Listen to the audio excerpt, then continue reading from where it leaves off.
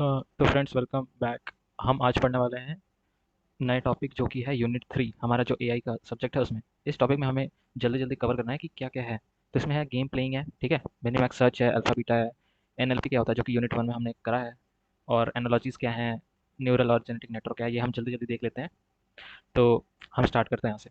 Game playing क्या है? Game playing AI का एक इंपॉर्टेंट पार्ट है जिसमें कि एआई वो कर सकता है कि जिसमें हम गेम को डेवलप करते हैं। और गेम डेवलपमेंट सिंपल, जैसे इसमें बहुत सारे एजेंट होते हैं, single agent, dual agent, multi agent, वो हम देखेंगे। तो गेम प्लेइंग में हम डेवलप करते हैं गेम को।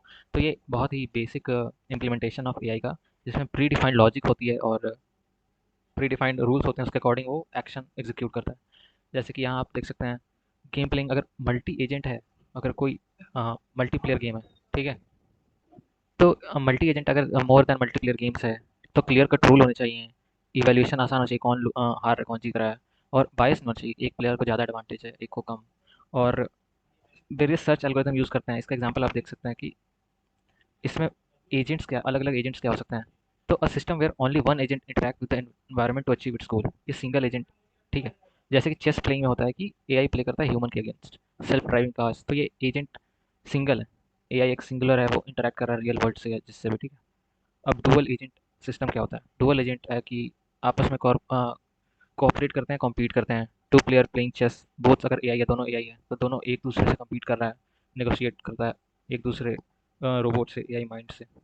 मल्टी एजेंट सिस्टम क्या है? मल्टी एजेंट सिस्टम बहुत सारे एजेंट होते हैं, जैसे मल्टीप्लेयर गेम हो गई, swarm robots working together to clean an area, तो आपस में कोऑपरेट करते हैं। मल्टीपल ऑनलाइन मल्टीप्लेयर गेम्स हो गए, जितने भी मल्टीप्लेयर गेम्स आप खेलते हैं, वेलो ये सब। तो बायस नहीं होना चाहिए इसमें कि किसी को अनफेयर एडवांटेज नहीं होना चाहिए, और पता होना चाहिए कौन जीत रहा है।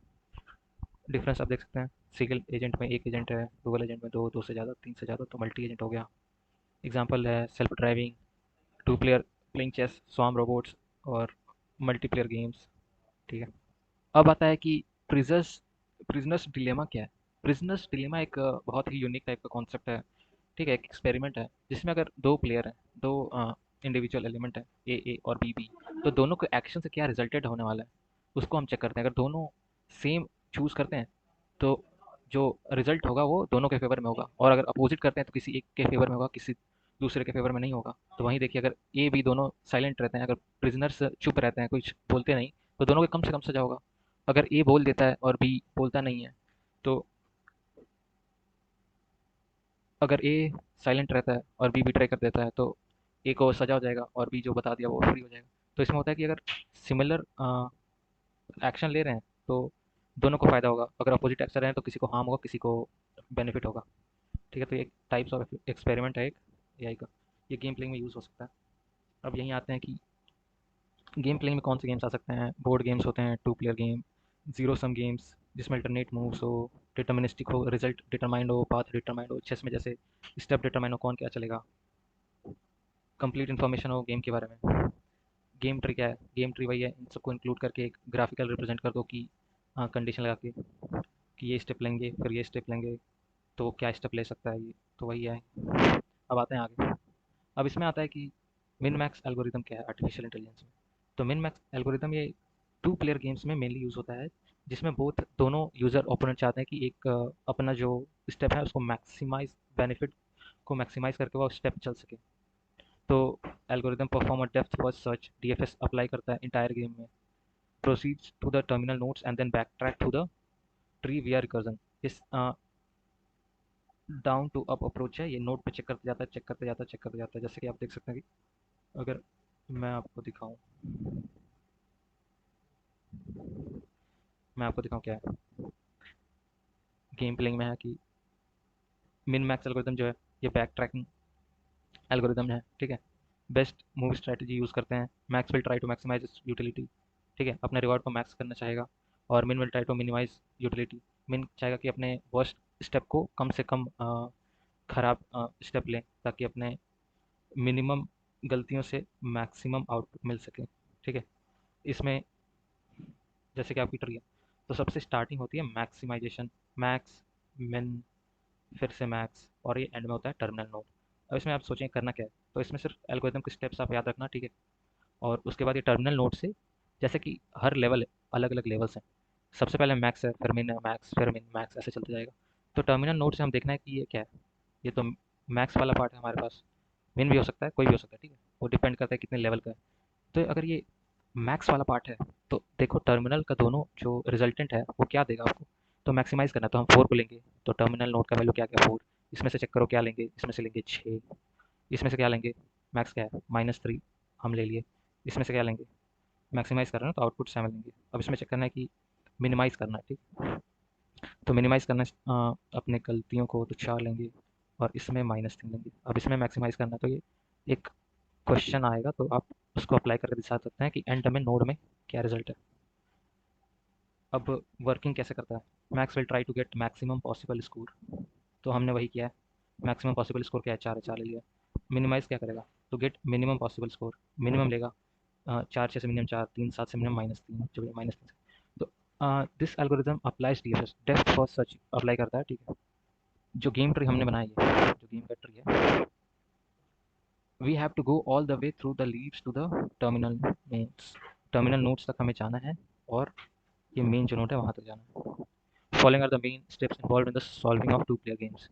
फॉलोइंग वे है, जो अलग अलग लेवल है, 0 पे मैक्स मिन हमें से स्टार्ट हुआ कहाँ से, मैक्स, और अल्टरनेट चलते जाएगा। यहाँ क्या बताया, 10 और इन्फिनिटी है, तो मिन क्या होगा, 10 होगा। तो वही स्टेप बताया कि आप कैसे पहुँच सकते हो अपने नोड पे। ये एग्जाम्पल क्या है, एक एग्जाम्पल है। एग्जाम्पल हो गया आपका, जैसे कि आप सुडोको खेल रहे हैं, ठीक है। तो इसमें आपने कुछ इनपुट दिया है, ऐसा एक स्ट्रक्चर है। मान लीजिए अब एक में आपने इनपुट यहाँ पुट कर दिया, दूसरे में आपने इनपुट को यहाँ इंसर्ट कर दिया और तीसरे में यहाँ कर दिया। तो डिटरमाइन करेगा कि कौन सा स्टेप आपके इनपुट को मैक्सिमाइज कर रहा है और गलती को मिनिमाइज कर रहा है। तो चेक करेगा फिर ये each level depth first search है ना, तो सारा प्रोबेबिलिटी देख लेगा हर नोड के लिए। फिर वो दूसरे प्लेयर ने 0 रखा, यहाँ 0 रखा, तो क्या कंडीशन आएगा। तो ये सब कॉन्सेप्ट है। अब अल्फ़ा बीटा प्रूनिंग आता है, तो ये भी एक इम्प्लीमेंटेशन है, आप देख सकते हैं। ये मिन मैक्स का ही जो है ना, वो फर्दर टेक्निक है ऑप्टिमाइजेशन का, जिसमें कम से कम ये जो आइटरेट कर रहे हैं ना, हम डीएफएस लगा रहे हैं, ये हर चेक करना है, तो उसको कम से कम कैसे कर सकते हैं। इसमें होता है कि नोड को प्रून कर देते हैं, जो कि काम करनी है उस पर जाना ही क्यों है, ठीक है। तो it allows much faster search, ठीक है, डीपर लेवल पे जा सकता है game tree. Alpha beta prune के एग्जांपल देख सकते हैं, वही है मैक्स मिन, मैक्स रिप्रेजेंट करना है। इसमें आप देख सकते हैं कि हम सॉल्व कैसे करेंगे। इसमें करना है कि ब्रांच को प्रून करना है, जो ब्रांच काम का नहीं है उसको हटा दे। अब जैसे डी ब्रांच में 3 5 में मैक्स क्या है, 5 मैक्स है, 5 लिख दिया। अब इसके अगले वाले पे फाइंड टेम्पररी असाइन कर देते हैं, ठीक है, टेम्पररी असाइन कर देते हैं, चेक करेंगे बाद में। अब देखिए मैक्स का लेवल पे ये 5 है, मिन भी 5 है। अब ई ब्रांच पे आएंगे, क्या 6 है, 6 को मान लें हम यहाँ ले लिए, ठीक है। अब चेक करें कि क्या 6 मिनिमम है 5 से, 6 मिनिमम है 5 से, नहीं। तो उसके आगे सर्च ही नहीं करना, आगे सर्च करने का ज़रूरत ही नहीं है, उसको इग्नोर कर दें। अब इधर आइए, 1 2 में मैक्स क्या है, 2 को ले लिए। अब 2 को टेम्पररी असाइन कर दिए सी को, 2 वैल्यू जो है, ठीक है। अब इस लेवल पे आप चेक करें, 5 और 2 में मैक्स क्या है, मैक्स तो हमेशा 5 वाला होगा ना, इधर वाला नोड होगा, तो 5 यहाँ आंसर आ जाएगा।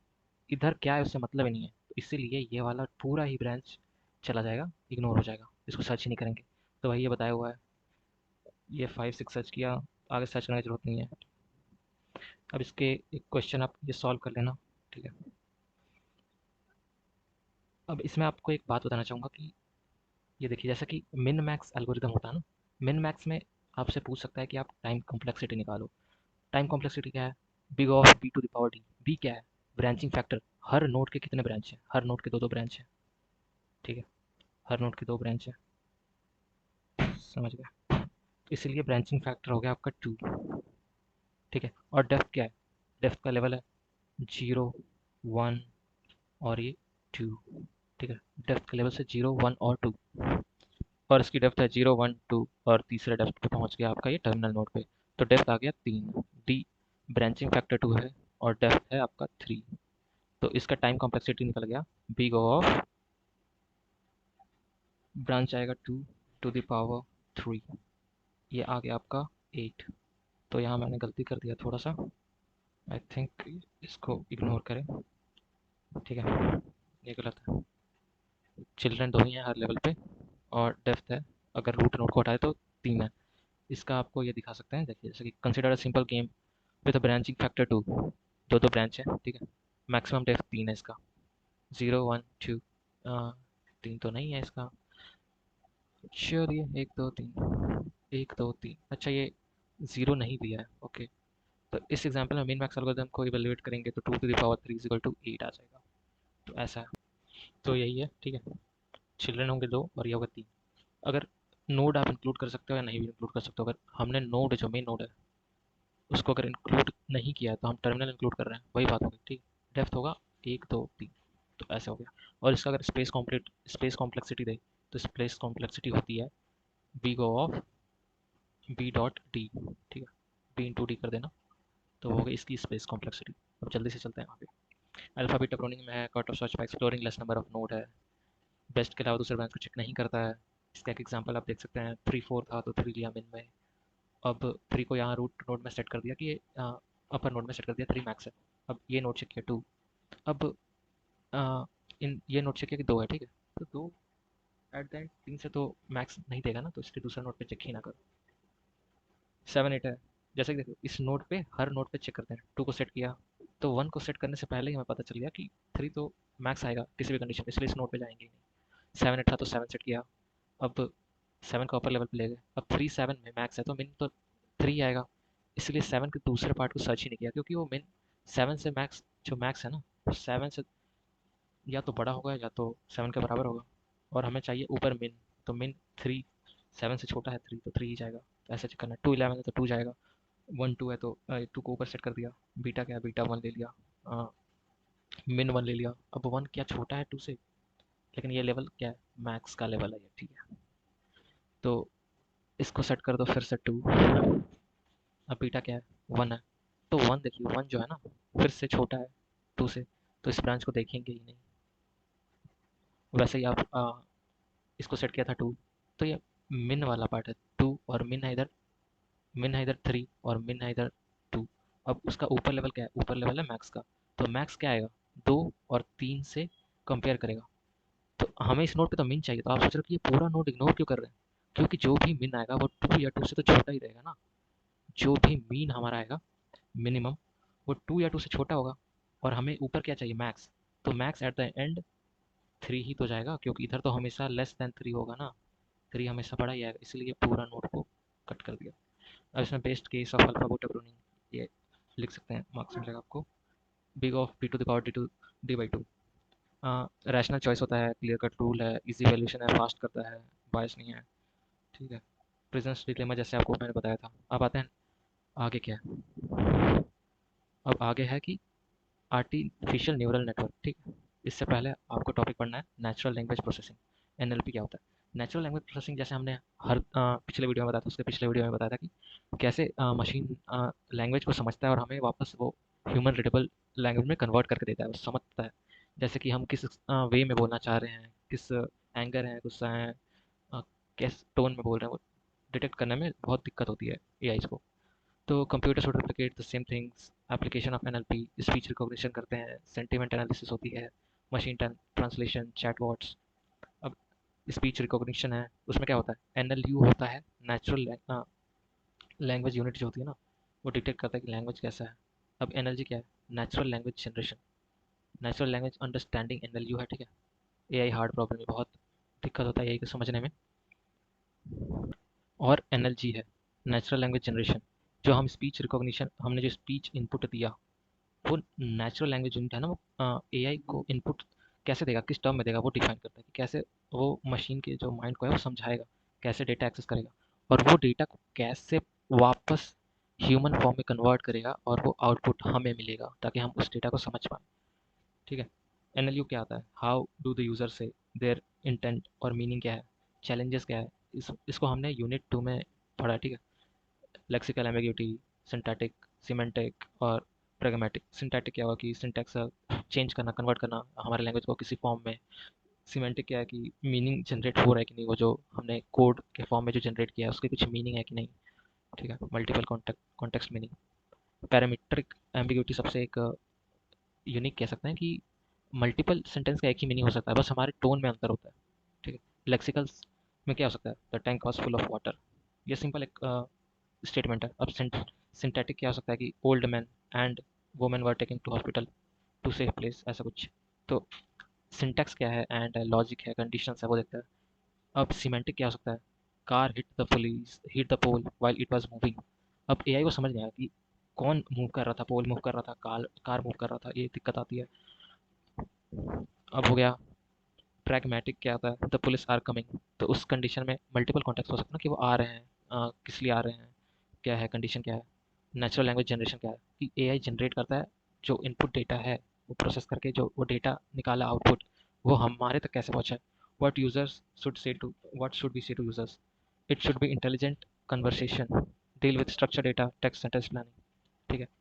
जो कॉर्पस कॉर्पस डेटा होता है, होल डेटाबेस को यूज करके जो रिस्पॉन्स जनरेट करता है, जो ह्यूमन के काम है वो होता है। अब लर्निंग इन एआई क्या है? एआई को कैसे हम ट्रेन करते हैं, वो उसकी पार्ट है।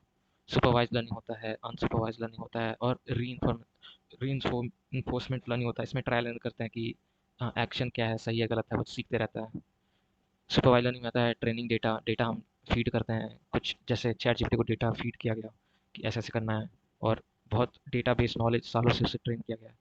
Both input and output classification ने नाइव बेस थ्योरम जो है, एक बार देख लेना। और अनसुपरवाइज लर्निंग में होता है कि सिर्फ वो इनपुट लेते जाता है, क्लस्टरिंग है, के मीन्स प्रॉब्लम है, इसके पास कोई नॉलेज नहीं होता है।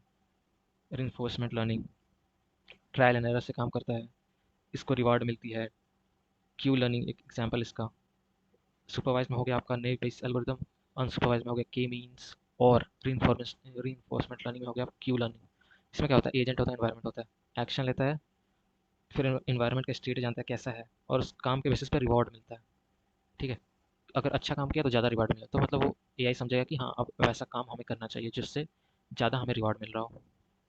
ये जो ट्रेन डेटा होती है, डेटाबेस, वो लर्निंग प्रोवाइड करती है किसी मॉडल को, एआई मॉडल को लर्निंग प्रोवाइड करती है।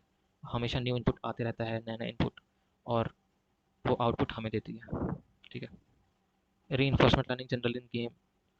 तो ये सब चीज़ें हैं। वहीं एग्जाम्पल आप देख सकते हैं कि सुपरवाइज लर्निंग क्या होता है, कि learning for label data, data type defined होता है। ठीक है। जैसे कि एग्जाम्पल है इमेज ऑफ अ डॉग, तो ऐसे इमेज को फीड कर देंगे रोबोट्स में, एआईस में। ठीक है।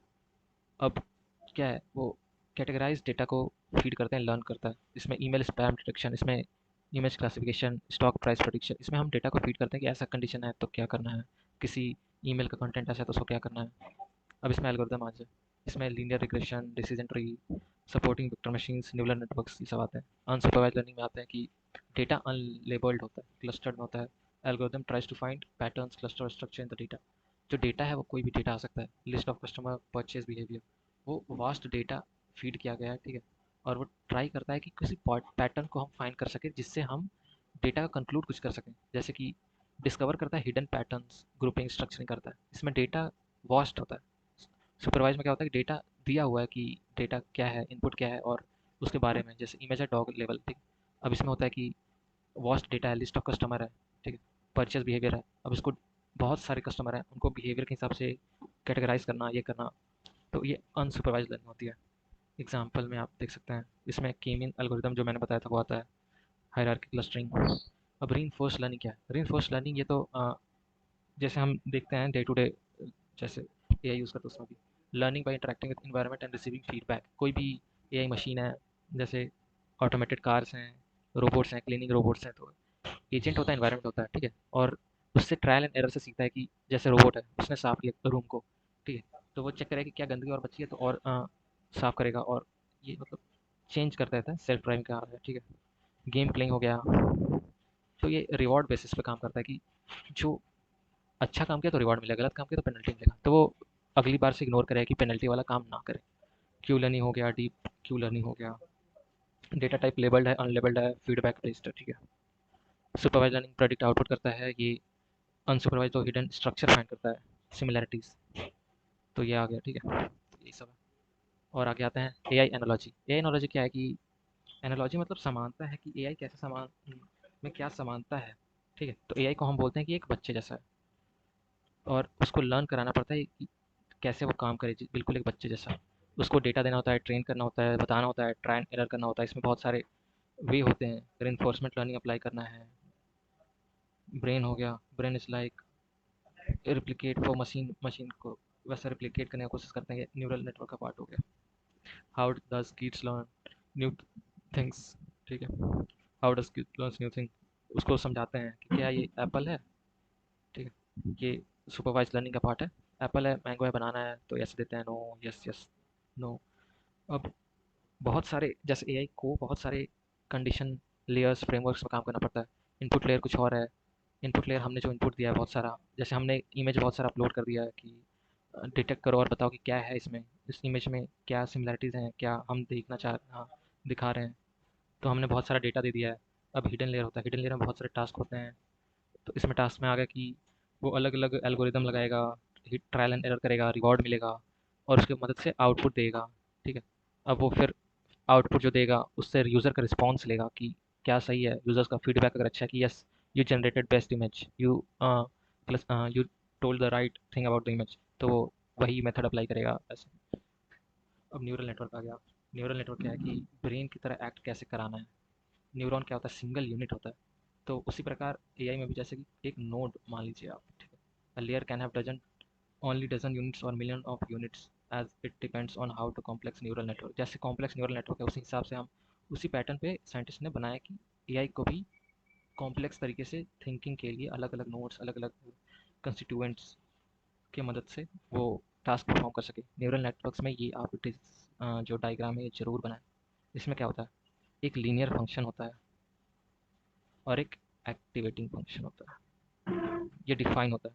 अब जो भी इनपुट आप देंगे, एआई को बहुत सारे इनपुट मिले हैं, अब वो लीनियर फंक्शन की मदद से बहुत सारे जो कंडीशन हैं उसको अप्लाई करेगा, क्या काम करना है एक्टिवेटिंग फंक्शन से, ताकि आउटपुट दे सके वो। तो इसमें जो इनपुट है उसकी अलग अलग वेट्स को कैटेगराइज कर देता है कि किसकी क्या वेट है। और उसमें जो लीनियर फंक्शन है, लीनियर फंक्शन डिटरमाइन करता है कि कौन सा प्रोसेस पहले करना है किसी वेट के हिसाब से, और उसको फॉरवर्ड करता है। लीनियर फंक्शन फॉरवर्ड करता है एक्टिवेशन फंक्शन को कि ये अब टास्क, इसको आप पहले परफॉर्म करो। इसको कैसे परफॉर्म करोगे, किसी टास्क को मॉडिफाई करके भेज देता है फंक्शन के तौर पे, सम ऑपरेशन करके। ठीक है, जैसे कंबाइन करता है, एडिशन, सब्सट्रैक्शन, और या जो भी एल्गोरिदम अप्लाई करता है, और उसको भेज देता है एक्टिवेशन फंक्शन को कि आप इस काम को आप कराओ। अब न्यूरॉन में आप स्ट्रक्चर बेसिक जान लो, ठीक है। इसमें होता है इनपुट लेयर। अब हिडन लेयर में बहुत सारे टास्क, बहुत सारे जो प्रोसेसेस कैरी आउट होते हैं, और आउटपुट लेयर में जो हमें दिख रहा होता है, जो देता है, ठीक है। Has input layer, output layer as a hidden layer. Input layer से डेटा रिसीव करता है आउटसाइड वर्ल्ड से, then data is pass to one और मिलियन हिडन लेयर्स। जैसे हमारे न्यूरॉन्स का लेयर होते हैं, तो ये इसके अंदर भी लेयर हो सकते हैं, ठीक है, बहुत सारे लेयर, बहुत सारे नोड्स। और तो ये आप डायग्राम बना सकते हैं, ये इससे कनेक्टेड है, ये इससे कनेक्टेड है, कैसे भी मतलब हो सकता है। अब एग्जांपल आप देते हैं आपको, जैसे कि, तो जैसे कि हम जानते हैं कि जो बायोलॉजी में न्यूरॉन है और आर्टिफिशियल में जो न्यूरॉन है उसमें अंतर क्या है। इसमें डेंड्राइट्स होता है जो डेटा लेता है, सेंस करता है, फील करता है, सिग्नल्स लेता है, वैसे ही इनपुट ये लेता है। नोड्स, ये देखिए सेल जो है, न्यूक्लियस जो है, ठीक है, वैसे ही एक नोड होता है। साइनेप्सिस, वेट होता है जो कौन सा टास्क को पहले परफॉर्म करे, ये जो है ना, ठीक है, साइनेप्सिस। और एक्सॉन क्या है, एक्सॉन है आउटपुट। ये जो आउटपुट यहाँ से आपको मिलता है, और इसके आगे भी एक और न्यूरॉन कनेक्टेड होता है, ठीक है, एक और न्यूरॉन कनेक्टेड होता है, फिर वो भी अलग अलग काम करता है। तो वैसे ही अलग अलग लेयर होते हैं, तो वही बताया गया इसमें। अब न्यूरल नेटवर्क के लर्निंग प्रोसेस क्या होते हैं, इनिशियलाइज करना neural network parameters including weight, biases और प्री ट्रेनिंग वैल्यूज़ को, ठीक है, इनिशियलाइज करना। फॉरवर्ड प्रोपोगेट कैसे करेगा वो बताना। लॉस कैलकुलेशन, कितना डेटा लॉस हुआ है जनरेशन में, और क्या क्या मिस कर दिया है स्टेप को, या फिर जो इतने सारे जो कॉम्प्लेक्स प्रोसेसेस हैं उसमें क्या इंपॉर्टेंट इन्फॉर्मेशन जो है ना वो लॉस्ट हो चुका है, कुछ ना कुछ, वही होता है। अब the output prediction is compared to the ground truth table। loss function measure difference between the quantifying and network performance, जो expected था और जो output मिला उसके हिसाब से। back propagation क्या है, the gradient of the loss function with respect to the network parameter। मतलब वही जो back propagation है, कितना gradient जो है ना वो loss function हुआ है न्यूरल नेटवर्क के अंदर, ठीक है, कितना लॉस हो चुका है। gradient descent, a network parameter are updated iteratively using gradient descent optimization algorithm। आप ये एल्गोरिथम देख लेना, ग्रेडियंट डिसेंट एल्गोरिथम। चांसेस हैं या आने की, शायद आ जाए, ठीक। ट्रेनिंग, डेटा को ट्रेन करना, वही सब है। फॉरवर्ड प्रोपगेशन और बैकवर्ड प्रोपगेशन। ठीक है, फॉरवर्ड कब अप्लाई करेंगे? जब इनपुट हो, प्रोसेस करना हो और वो आउटपुट हो। ठीक है, इस प्रोसेस के अंदर फॉरवर्ड प्रोपगेशन में करते हैं कि जो आउटपुट मिला ना उसको प्रेडिक्ट करते हैं कि क्या आउटपुट आना चाहिए था और ट्रू वैल्यू क्या आया, जो ट्रू वैल्यू आउटपुट का आया है, ठीक है, प्रोसेस में। तो इन दोनों के बीच में जो लॉस हुआ है ना, उस लॉस के स्कोर को वापस सेंड करते हैं न्यूरल नेटवर्क को, ताकि वो ऑप्टिमाइज़ करे और उस ऑप्टिमाइजेशन को ज़्यादा वेट दे। ठीक है, वेट है ना जो, तो ये होता है इम्प्रूवमेंट ऑफ न्यूरल नेटवर्क। ये काम कर जाता है प्रेडिक्शन के अकॉर्डिंग, वैल्यू आता है, अगर नहीं आता है तो वो लॉस फंक्शन में जाता है, ऑप्टिमाइज़ करता है कि वो लॉस नहीं करना है वैसे डेटास को, और उसको वापस न्यूरल नेटवर्क में सेंड कर देता है ज़्यादा वेटेज देके। वेटेज क्या होता है कि क्या जल्दी करना है, क्या इंपॉर्टेंट है। फॉरवर्ड में आउटपुट आता है इनपुट का, बैकवर्ड में आपका फीडबैक और अपडेटेड ऑप्टिमाइजेशन और लॉस स्कोर आता है। अब इसमें आप आ सकते हैं जेनेटिक एल्गोरिदम क्या होता है। जॉन हॉलैंड ने, नाम याद रखिए, जॉन हॉलैंड, ठीक है, इन्होंने प्रपोज किया था कि abstraction of real biological evolution, ठीक है, solve complex problem like NP hard. Genetic algorithm क्यों यूज होता है? एनपी हार्ड प्रॉब्लम्स को, एनपी हार्ड जो प्रॉब्लम है उसको सॉल्व करने में मदद होता है। ठीक है, population is possible solution for a given problem from a group of individual to the best will survive. इसमें आते हैं जेनेटिक एल्गोरिदम में फिनोटाइप और जीनोटाइप, phenotype encode और genotype decode. Representation of data can be in integer decimal. Genotype, phenotype क्या होता है? Raw data होता है। जीनोटाइप क्या होता है? जीनोटाइप एक स्पेसिफिक रिप्रेजेंटेशन है डेटा का, जैसे कि हमारे अंदर डीएनए होता है। ठीक, इसमें प्रोसेसेस क्या आते हैं जेनेटिक एल्गोरिथम में? इनिशियल पॉपुलेशन क्या है, फिटनेस क्या है, और उस प्रोसेस को, उस मेथड को सेलेक्ट करेंगे या नहीं, और डिफरेंट मेथड्स के साथ क्रॉस करेंगे, अप्लाई करेंगे, नए नए म्यूटेशन जो हमने पढ़ा था म्यूटेट करेंगे या नहीं। ठीक है, स्टॉपिंग क्राइटेरियन कि अब सही सिस्टम हमें मिल चुका है, यस और नो। अगर मिल गया है तो वो ऑप्टिमल सॉल्यूशन दे देगा, अगर नहीं मिला है तो उसको फिर से हम सेंड कर देंगे कैलकुलेट करने के लिए फिटनेस है कि नहीं। जैसे हम इसमें कर रहे थे ना, जैसे हम यहाँ कर रहे थे कि कैलकुलेट कर रहे थे कि लॉस फंक्शन है कि नहीं, लॉस स्कोर क्या है, ऑप्टिमाइज़ करते हैं। तो ये सब करना है। अब आते हैं, क्या है सिलेक्शन? क्या है सिलेक्शन? कब करना है? जब फिटनेस फंक्शन प्रोपोर्शनल हो। जितना अच्छा फिटनेस फंक्शन होगा उतना अच्छा सिलेक्शन होगा। इसमें फीचर क्या होता है? क्रॉस करते हैं दो डेटा जो हैं, अल्फ़ा बीटा, जो दो टाइप ऑफ डेटा हैं, दो टाइप ऑफ जो फंक्शंस हैं, उसको कंबाइन करना कैसे आपस में। म्यूटेशन क्या है? न्यू न्यू रिलेशन निकाल के दोनों का कैरेक्टरिस्टिक से, मान लीजिए कोई न्यू फंक्शन निकालना, gamma the new population better than previous form, ये मदद करता है नया पॉपुलेशन प्रीवियस फॉर्म में। तो ये सारे जो बायोलॉजी के टर्म है।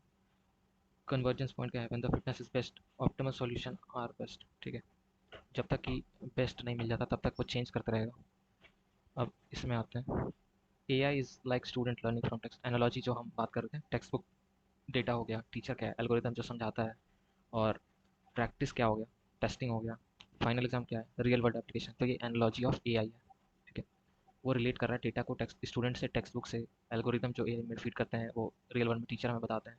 जो ट्रेनिंग होता है ए आई का, वो हमारा टेस्ट होता है, और जो रियल वर्ल्ड एप्लीकेशन है वो मान लीजिए हमारा फाइनल एग्जाम है। ठीक है, ए आई इज़ लाइक अ चीज। तो अलग अलग एनालॉजी आप ले सकते हैं कि सिर्फ मान लें, बेबी मान लें, स्टूडेंट मान लें। अब जो हम बात करते हैं जीनोटाइप और फिनोटाइप, इसका डिफरेंस क्या है? ठीक है, जीनोटाइप डिफाइन करता है genetic makeup of an organism, समझे? जो डीएनए, एग्जाम्पल में आपका डीएनए, तो यहाँ आपका आ गया जीनोटाइप और फिनोटाइप। जैसे मैंने बोला था कि जीनोटाइप में आता है कि एब्सोल्यूट रिप्रेजेंटेशन ऑफ डेटा होता है, जैसे हमने बोला था यहाँ डीएनए है। ठीक है, जीनोटाइप तो genotype makeups of organism. Phenotype क्या है कि ऑब्जर्वेबल कैरेक्टरिस्टिक्स क्या है जीनोटाइप के। अब जीनोटाइप इंटरनल होता है, फिनोटाइप एक्सटर्नल होता है। Only by genes inherited from parents. Genotype सिर्फ जीन्स से होता है, और फिनोटाइप इन्वायरमेंट पे भी डिपेंड करता है कि आपका अ, जैसे कि हीट, गर्मी को सहने की क्षमता क्या है, स्किन कलर हो जाते हैं, having a jeans of blue eyes, ठीक है, और एक्चुअली हैविंग ब्लू आइज, दोनों में अंतर होते हैं। जीन्स तो हैं लेकिन क्या असलियत में आपको वो दिख रहा है, वो डिपेंड करता है। Gene code of tall height, person is tall.